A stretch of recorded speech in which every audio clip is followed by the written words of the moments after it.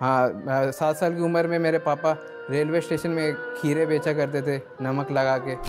तो मैं back bencher type का था, क्लास का कोई स्पेशल स्टूडेंट नहीं था। कुछ कुछ दिन तो मैंने ऐसे बिताए कि मतलब जो पुराना बासी चावल रहता था उसमें मैं पानी डाल के अचार के साथ मिक्स करके खा लिया। और मतलब मेरे पापा 16-16, 17-17 घंटे मेहनत करते थे, मतलब टैक्सी चलाते था कि मतलब आज भी चलाते हैं। मतलब करंटली आज आईआईटी दिल्ली में भी हूँ, आज भी मेरे घर की कंडीशन उतनी सही नहीं है। तो आज मैं आईआईटी दिल्ली की हुडी पहन के आ सकता था मेरे पास, लेकिन मैं आज अपने पापा के जैकेट पहन के बैठा हूँ।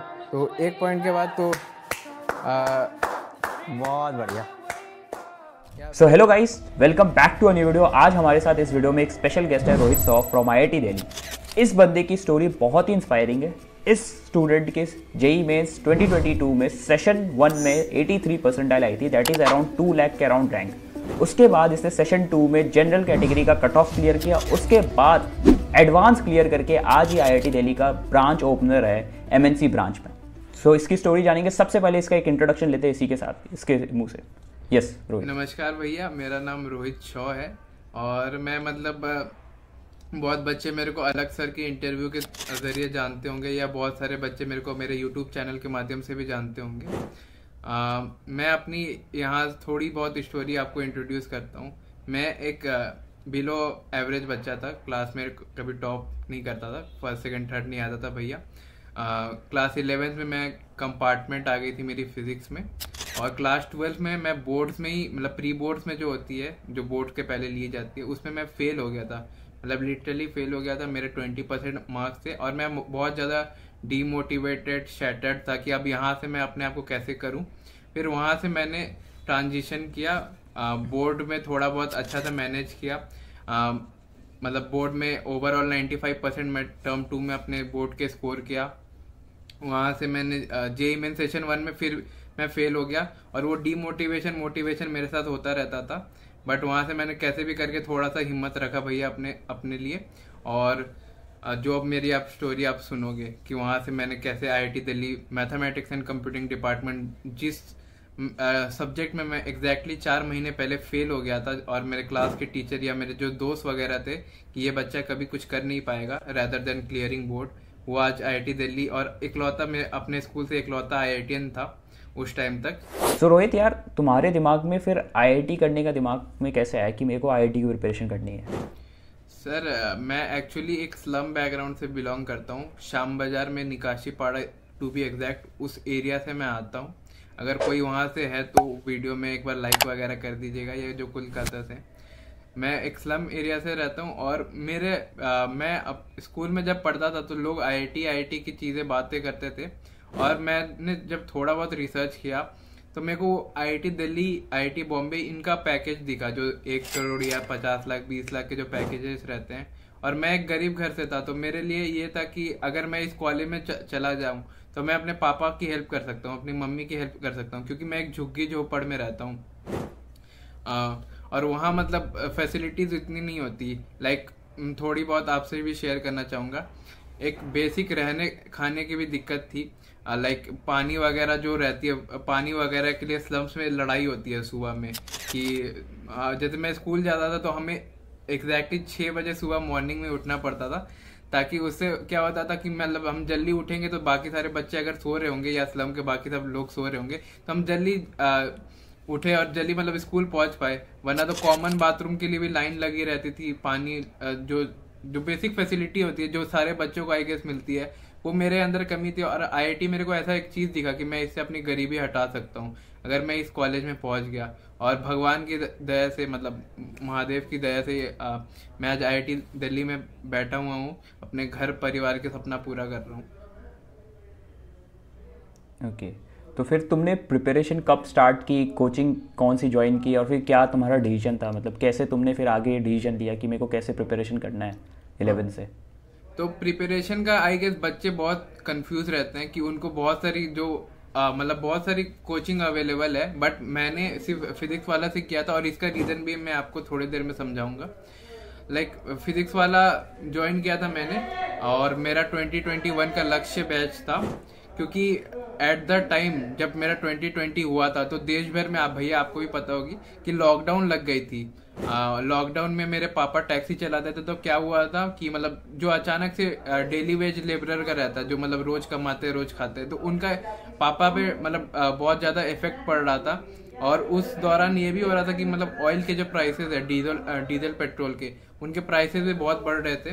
तो मतलब घर में तो पैसे थे ही नहीं, मतलब टू बी फ्रैंक पैसे ही नहीं थे।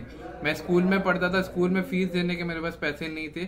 और मेरे पास आज भी शायद ईमेल पड़ा हुआ है स्कूल वालों का कि आप अगर फीस टाइम पे नहीं दोगे तो आपको स्कूल से निकाल देंगे। तो मैं पैसे की इतनी कमी थी। फिर उस टाइम ऑनलाइन बहुत सारी कंट्रोवर्सीज चल रही थी कि ये फिजिक्स वाला आई गेस बोर्ड लेवल के कंटेंट करवाता है या जेई के लिए सफिशिएंट नहीं है, अदर कोचिंग्स में, मतलब इस डिलेमा में फंस गया था। बट मैंने एट द एंड फिजिक्स वाला चूज किया और उसको ऑनेस्टली फॉलो किया, जो उनके टीचर जो गाइड करते थे ना। और शायद बच्चों को भी ये सीखना चाहिए, अगर वो किसी एक मटेरियल पे हैं, जो टॉपर्स करते हैं या जो जेई एडवांस क्रैक करते हैं बच्चे, तो वो शायद एक ही मटेरियल करते हैं, लेकिन उसको ही बहुत अच्छे से करते हैं ताकि उनको इन फ्यूचर दिक्कत ना हो। वो 10 जगह से मटेरियल आई गेस नहीं इकट्ठा करते। जो मैंने किया था, मैंने बस फिजिक्स वाला को अच्छे से फॉलो किया था। और इंडिया में आपको मेरी नाम कहीं और किसी कोचिंग इंस्टीट्यूट पे एनरोल्ड भी नहीं मिलेगी। सो रोहित यार, तुम्हारा क्लास 11th और 12th कैसा रहा था? तो क्लास 11th और 12th मेरी दोनों ही मतलब बोल सकते हो खराब हो गई थी। और इसका रीजन भी है क्योंकि मतलब क्लास 10 में आपको जो पढ़ाते हैं बोर्ड्स में वो बहुत इजी होता है, और जो 11th का जो शिफ्ट करते हैं वो बहुत ज्यादा टफ होता है। मैं उस चीज के लिए रेडी नहीं था और मेरे कोई अच्छे मेंटोर या मतलब वो नहीं थे, भैया दीदी नहीं थे जो आईआईटी में पढ़ते थे, वो जो मेरे को ये बता सके। और प्लस यूट्यूब में बहुत सारी कंट्रोवर्सी चल रही थी उस टाइम कि फिजिक्स वाला जिस कोचिंग में मैं अपने आप को एनरोल करने की सोच रहा था, वो उस पर वो चल रही थी कि it is sufficient for JEE boards, ऐसे करके ये चल रही थी। बट बाद में मैंने अपना एक क्लियर माइंड रखा, मैंने फिजिक्स वाला को ही ज्वाइन किया था कोचिंग प्लेटफॉर्म।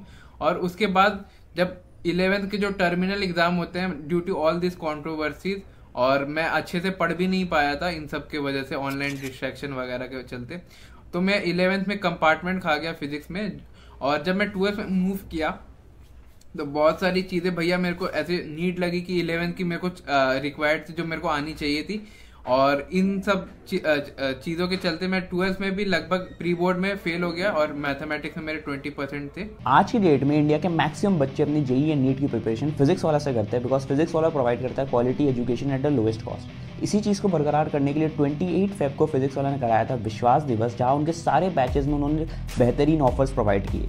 उनके जेई 2025 बैचेज जैसे अर्जुना जेई बैचेज, लक्ष्य जेई, प्रयास जेई, जो हिंदी में भी अवेलेबल है, जो 8 अप्रैल से स्टार्ट हो रहे हैं, उन पे बेहतरीन ऑफर्स है। ऊपर से विश्वास दिवस के मौके पे अर्जुना जेई 1.0 2024, अर्जुना जेई 2.0 2024 का फ्री एक्सेस दिया जा रहा है अगर आप लक्ष्य जेई 2025 बैचेज लेते हो। बाकी यहाँ पे इंडिया के टॉप एजुकेटर्स आपको पढ़ाएंगे, हिंदी में भी बैचेज अवेलेबल है, आपको प्रॉपर PYQ वाले बुक्स भी मिलेंगे आप जो परचेस कर सकते हो। लिंक डिस्क्रिप्शन में होगा, 5 ईयर PYQ बुक्स, ऊपर से बैचेस भी परचेस करते हो, सब चीज़ का लिंक डिस्क्रिप्शन है। You can use my code RIT150 to get extra discount. So Rohit यार, मेरा नेक्स्ट क्वेश्चन है यार, तुम्हारे जेई मेंस में, इनफैक्ट बोर्ड्स में, दोनों में यार बहुत खराब रहा। फर्स्ट जो बोर्ड्स में भी तुम्हारे बहुत कम परसेंटेज आए और जेई मेंस में भी तुम्हारा ओवरऑल जो था फर्स्ट अटेम्प्ट वो बहुत खराब गया। तो यार मतलब इसका मेन रीज़न क्या था, क्यों तुम सही से मैनेज नहीं कर पाए इन चीज़ों को? भैया मेरे को ऐसा लगता है कि मैं एक्चुअली जो जेई की जो सिलेबस है उसमें मैं क्या करता था कि पहले मैं ये बता देना चाहता हूँ कि मैं सीबीएसई टर्म 1 में 60% लाया था, जो ऑफिशियली जो 2022 में होता टर्म 1, उसमें मैं 60% लेके आया था।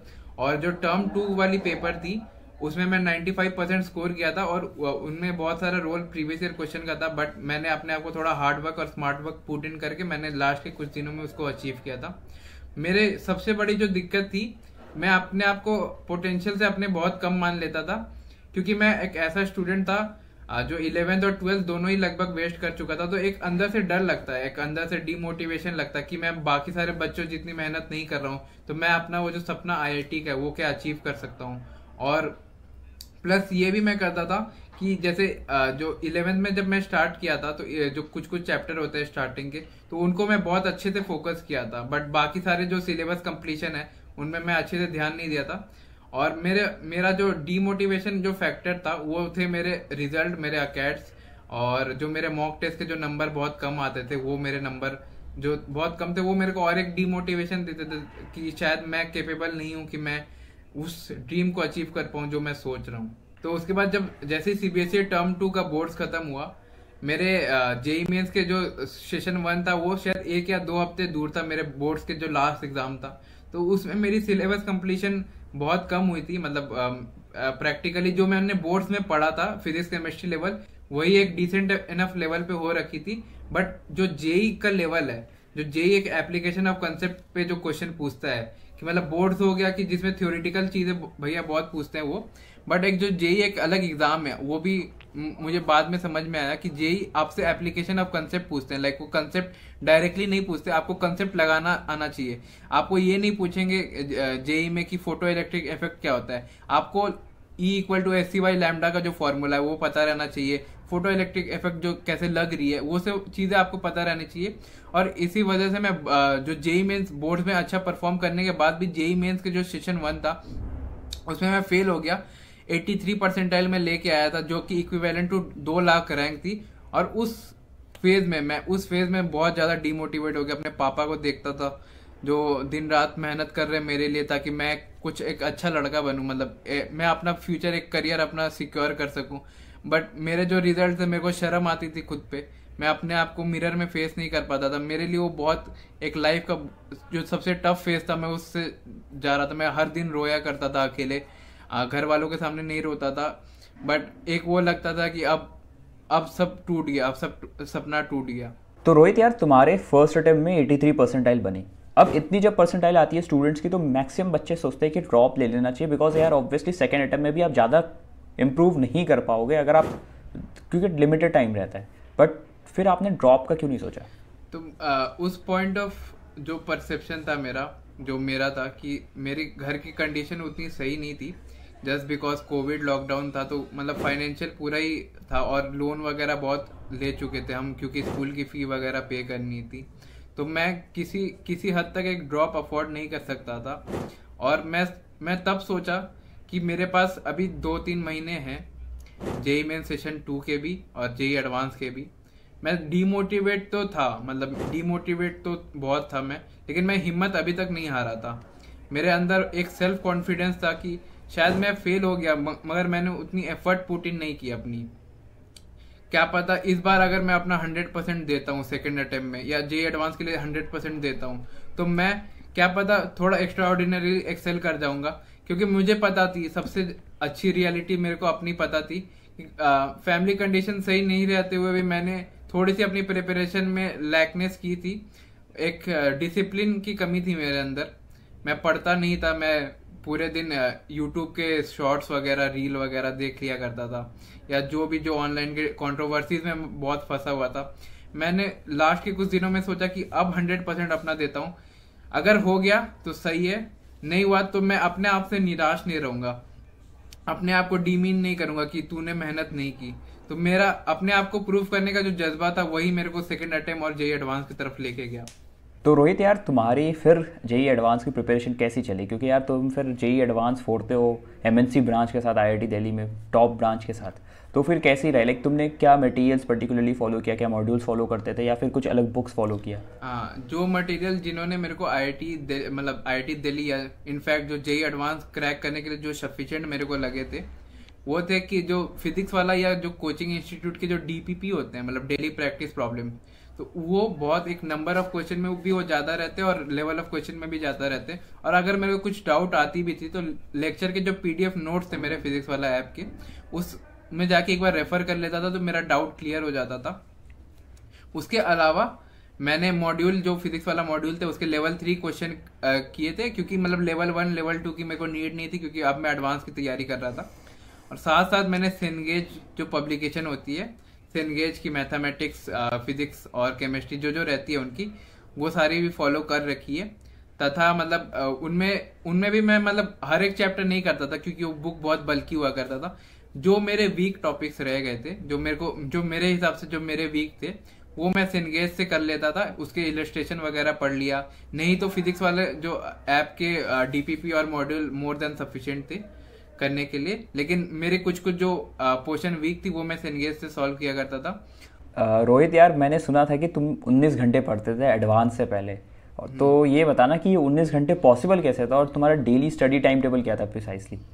हाँ भैया, ये क्वेश्चन मेरे को बहुत सारे बच्चों ने एक्चुअली पूछा हुआ है, और जो कमेंट सेक्शन थे इंटरव्यू के उसमें भी बोलते थे कि 19 घंटे कैसे पढ़ता था। तो एक्चुअली रियलिटी तो यही है कि मैं एक्चुअली जब मैं पढ़ता था तो मैं टाइम नहीं देखता था कभी कि मेरे को 19 घंटे में सुबह इतना से इतना शेड्यूल है, इतने से इतना उठना है। मैं अगर उठ गया, अगर मेरी आँख खुल गई तो मैं सोता नहीं था, तो मैं बस पढ़ाई में लग जाता था कि मेरे को आज इतना करना था। और रादर देन मैं टाइम टेबल के, मैंने अपने एक शीट बनाया हुआ था, मैं आपको बताता हूँ कि जो एक टू डू लिस्ट होती है कि आज मेरे को फिजिक्स का इतना पार्ट कवर करना है, आज मेरे को जेईई एडवांस के ये वाले ईयर के 2016 के क्वेश्चन लगाने, समझने, सीखने क्या कंसेप्ट यूज हुए। तो वो मैं करता था कि जो मेरा जो डेली जो टास्क है वो मेरे पास अभी भी पड़ा होगा रूम पे, घर पे, तो वो मैं करता था ताकि मेरी, और एस्पिरेंट्स को भी शायद ये सीखना चाहिए थोड़ा सा कि अगर आप पढ़ रहे हो तो आप टाइम मत देखो कि आप कितनी देर पढ़ रहे हो, आपका आज का जो टास्क है वो होना चाहिए, वो ज्यादा इंपॉर्टेंट और ज्यादा रिलेवेंट होता है। और इसके साथ साथ मेरे में जुनून इतना था कि मेरे को जब मेरे को नींद आती थी, मैं सोता नहीं था, तो मैं एक्चुअली करता क्या था, मैंने अपना स्टडी टेबल शायद शेयर करा हुआ है अपने कम्युनिटी पे। तो जो उसके नीचे जो जमीन होती थी, मतलब जो रॉ फ्लोर होती है, मतलब जिसमें ठंड लगती है बैठ के, तो मैं वहां बैठ के क्वेश्चन सॉल्व करता था। और कभी नींद आ गई तो बैठे बैठे सो गया, ताकि मतलब ऐसा नहीं हो कि अगर मैं बेड पे चला गया, मेरे को पता है कि मैं 6 से 8 घंटा सो जाऊंगा, तो मैं नीचे जमीन पे बैठ के सम सॉल्व करता था। या तो अगर कभी नींद आई, कभी ऐसे लेटने का मन किया, तो जो मेरे किताब थे, जो सेनगेज हो गया, फिजिक्स वाला के मॉड्यूल्स हो गए, उनको मैं तकिया बना लिया, मैं एज अ कुशन उनको इस्तेमाल किया, ताकि मैं सोऊं नहीं ज्यादा देर और मेरे को आलसपन या जो लेजीनेस होती है वो ना आए, ताकि मेरे को पता रहे। और जो मेरे सामने चिपका रहता था जो टू डू लिस्ट मैंने आपको बोला, मैं कभी आवर्स कैलकुलेट नहीं किया, बट मेरे हिसाब से मैं 19 घंटे पढ़ता था, क्योंकि मैं सोता भी बहुत कम था। और खाना पीना का जो रहता था, मम्मी अपने हाथों से खिला देती थी, तो वो जब मम्मी अपने हाथों से दाल चावल मेरे को खिलाती थी, तो अंदर में मेरा जो मोटिवेशन फैक्टर था वो और ज्यादा स्ट्रांग हो गया कि अब करना तो इनके लिए करना है, वरना तो मतलब नहीं करना। अब मतलब अपने हाथों से जब माता जी मेरे को खाना खिलाती थी तो मेरे को बहुत अच्छा लगता था, और मैं थोड़ा जिद्दी टाइप का भी था कि मेरे को खाना नहीं खाना, मेरे को और सम सॉल्व करने। तो वैसे वैसे करके मैंने प्रिपरेशन की अपनी पूरी, और लास्ट में मैंने अपना रिजल्ट अचीव भी किया। मैं IIT दिल्ली पहुंचा अपने फर्स्ट अटेम्प्ट में, जबकि मेरे साथ लाइफ में कुछ भी अच्छा नहीं हुआ था। और मैथमेटिक्स एंड कंप्यूटिंग जो मेरा ड्रीम ब्रांच था, मैं उसमें आज बैठा हुआ हूँ, आप भैया आपसे बात कर रहा हूँ। और दूसरी जो मैं प्रो टिप देना चाहूंगा, अगर आप किसी भी एक टीचर से पढ़ रहे हो या किसी भी एक कोचिंग इंस्टीट्यूट से पढ़ रहे हो, आप उसमें रिगरसली उसको ही फॉलो कीजिए, कहीं और मूव ऑन मत कीजिए, वरना ये आप फिर भटक जाओगे, मतलब पूरे यूट्यूब जर्नी पे या बहुत डिस्ट्रैक्शन में आप भटक जाओगे। कोई एक टीचर को आप पकड़िए तो उसको आप फॉलो कीजिए। और जेईई मेंस और जेईई एडवांस एक अलग एग्जाम है, ये भी मैं एक बता देना चाहता हूँ। जेईई मेंस में प्रीवियस ईयर क्वेश्चन रिपीट होता है, बट जेईई एडवांस एक अलग एग्जाम है, एक अलग जॉनरा का एग्जाम है। आपका अगर मेंस खराब हुआ तो ये कहीं से कहीं मतलब नहीं रखता कि आपका एडवांस भी खराब होगा। जेईई मेंस में प्रीवियस ईयर क्वेश्चन रिपीटेड होते हैं, और जेईई एडवांस में जो कंसेप्ट पूछते हैं वो एम्फोसिस करते हैं जो कभी आए नहीं है।